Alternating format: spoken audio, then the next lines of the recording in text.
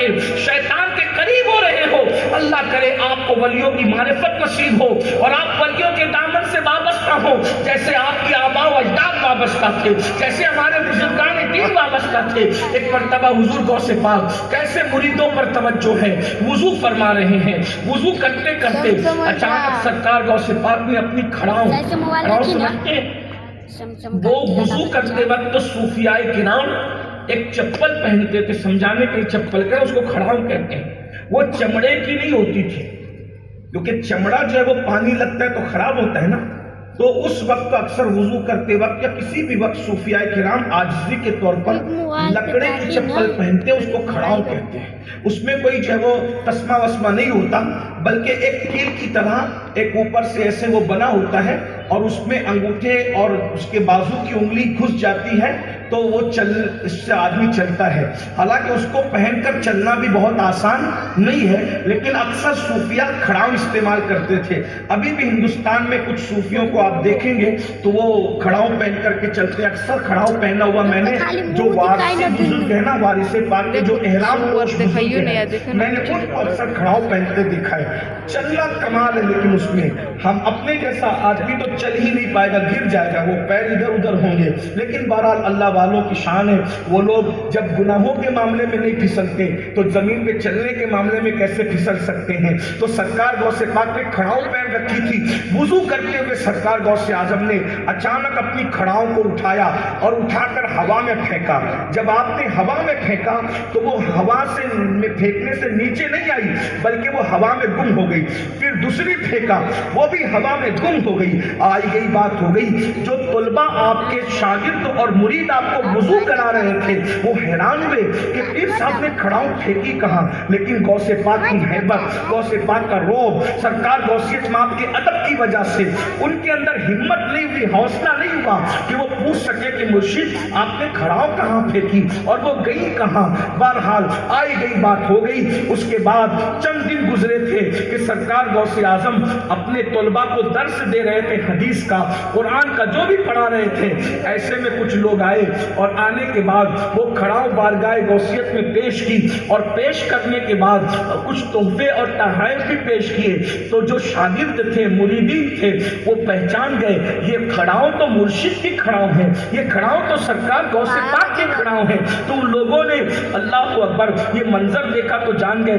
تو ان لوگوں سے غوث پاک سے تو نہیں پوچھ سکے، ان لوگوں سے پوچھا یہ کھڑاؤں تمہیں کہاں ملی؟ تو انہوں نے کہا دراصل یہ ہے کہ ہم ایک قافلے میں سفر کر رہے تھے اور سفر کرتے ہوئے اچانک ڈاکوؤں نے ہم پہ حملہ کیا، اور جب ڈاکوؤں نے ہم پہ حملہ کیا تو ہم نے پکارا یا غوث اعظم ہماری مدد فرمائے، یا غوث ہماری امداد فرمائے۔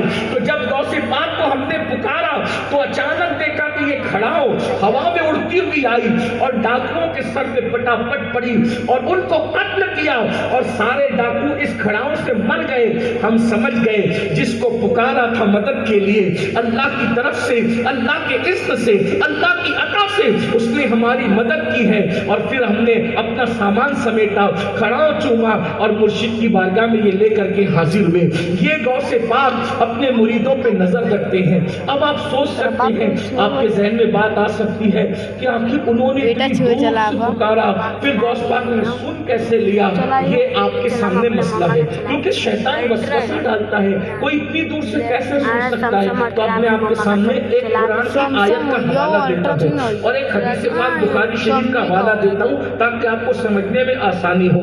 آپ نے سورہ نمل اٹھائیے اور سورہ نمل اٹھا کر کے دیکھیے کہ اللہ تعالیٰ سورہ نمل میں حضرت سلیمان علیہ السلام کا ذکر کرتا ہے، اور سلیمان علیہ السلام کا ذکر یہ فرماتا ہے کہ سلیمان علیہ السلام مسکرائے، اچانک مسکرائے۔ تو جب مسکرائے تو سلیمان علیہ السلام سے لوگوں نے پوچھا آپ کیوں مسکرائے، آپ کیوں مسکرائے؟ تو حضرت سلیمان علیہ السلام کہتے قرآن میں ہے، سورہ نمل میں یہ واقع ہے، بلکہ سورہ کا نام نمل، نمل کہتے ہیں چونٹی کو، عربی میں چونٹی کو نمل کہتے ہیں۔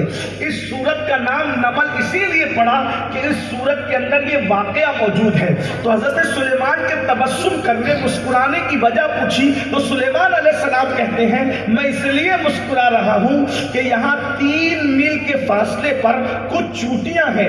تو وہ چوٹیاں میرا لشکر دیکھ کر, چوٹیوں کا سردار, وہ چوٹیوں کی سردار میرا لشکر دیکھ کر کہتی ہے اے چوٹیوں اپنی اپنی بلوں میں گھس جاؤ, کہیں ایسا نہ ہو کہ سلیمان علیہ السلام کا لشکر جو ہے بے خیالی میں تمہیں کچل دے, اس لیے تم اپنی اپنی بلوں میں گھس جاؤ. اندازہ کریں تو حضرت سلیمان علیہ السلام کہتے ہیں میں اس چوٹی کے سردار کی بولی کو سن کر مسکرا رہا ہوں کہ وہ اپنی چوٹیوں سے کہہ رہی ہے کہ بلوں میں چلی جاؤ. مجھے اس پر کوئی تعجب نہیں ہے کہ سلیمان علیہ السلام کے کان تک چوٹی کی آواز پہنچی. سلیمان علیہ السلام کی شان اس سے بہت بلند ہے, لیکن کہنا یہ ہے کہ چوٹی نے 3 میل کے فاصلے سے لشکر سلیمان کو کیسے دیکھ لیا, اس کی آنکھوں کا حال کیا ہے. ابھی تو آپ یہ بھی پتہ نہیں کر سکتے کہ چوٹی میں آنکھ کدھر ہے. اتنی سی چوٹی ہے, ہماری آنکھ میں وہ چلی جاتی ہے, ہماری آنکھ سے کتنے درجہ کم چوٹی ہے. تو چوٹی اتنی چھوٹی سی ہے تو اس کی آنکھ کتنی چھوٹی ہوگی. لیکن چوٹی کو اللہ نے دکھایا کہ نہیں دکھایا. جب اللہ چوٹی کو دکھانے پر آئے تو چوٹی 3 میل کے فاصلے سے دیکھ لیتی ہے.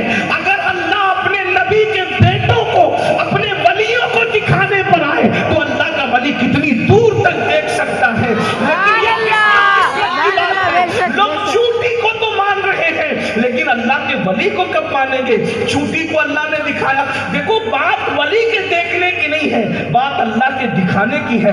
ہم سنیوں کا عقیدہ یہ ہے کہ ولی اپنی طاقت سے کچھ نہیں کرتا, کسی کے پاس کوئی طاقت نہیں ہے, ہر طاقت اللہ کی دی ہوئی ہے, ہر قوت اللہ کی دی ہوئی ہے. دکھانا